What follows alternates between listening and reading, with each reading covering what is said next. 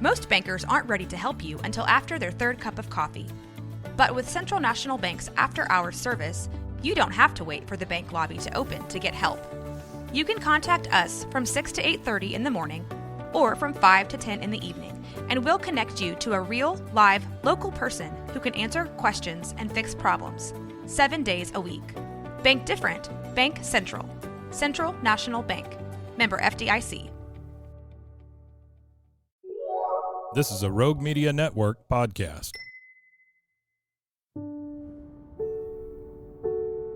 Welcome to Sleepytime, Sheepytime, the podcast where dreams begin and the day's worries end.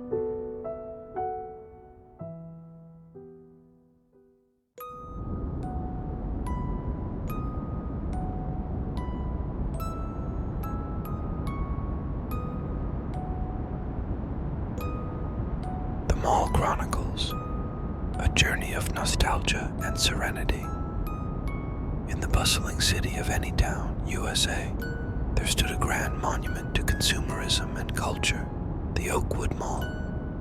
With its gleaming marble floors, towering palm trees, and endless rows of shops, it was a beacon of commerce and community in the heart of suburbia. And it was here, in the neon-lit corridors of the Oakwood Mall, that our story begins. It was a lazy Sunday afternoon in the summer of 1985, and the mall was alive with the hustle and bustle of shoppers and sightseers alike. Families strolled hand in hand, teenagers chattered excitedly, and couples wandered arm in arm, lost in their own little worlds. Among the throngs of people, there sat a lone figure on a bench near the center of the mall, a young man named Jack. With his legs stretched out before him and his hands clasped behind his head, he watched the world go by with a sense of serene detachment.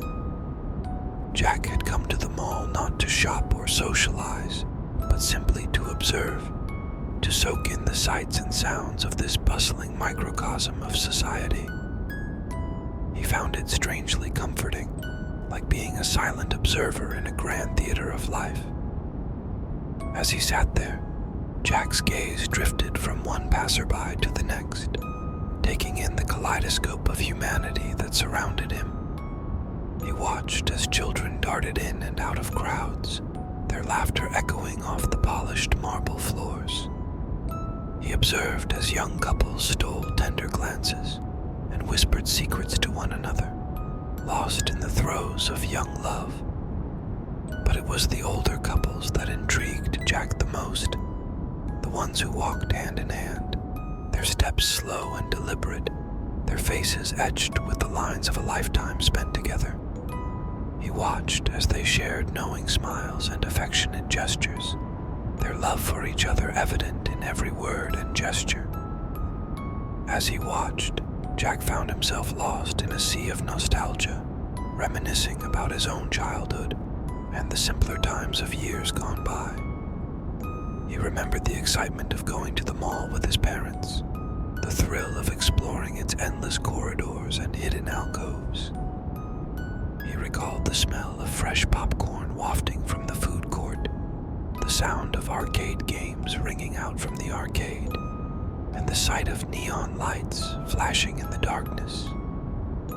But most of all, he remembered the feeling of being surrounded by people, the sense of belonging and community that came from being part of something larger than himself.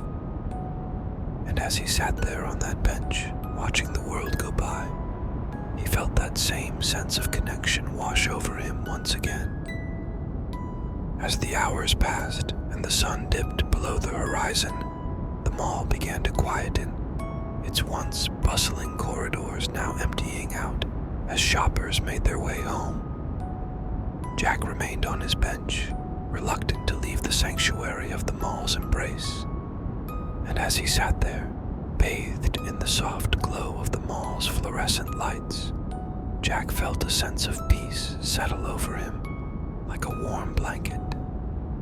He closed his eyes and allowed himself to drift off into a deep and restful sleep, lulled by the gentle hum of the air conditioning and the distant murmur of voices. For in the tranquil embrace of the Oakwood Mall, surrounded by the echoes of years gone by and the quiet beauty of the present moment, Jack had found the serenity he had been searching for. And as he slept, he dreamed of a world where time stood still, and the simple act of watching people go by was enough to fill his heart with joy and contentment.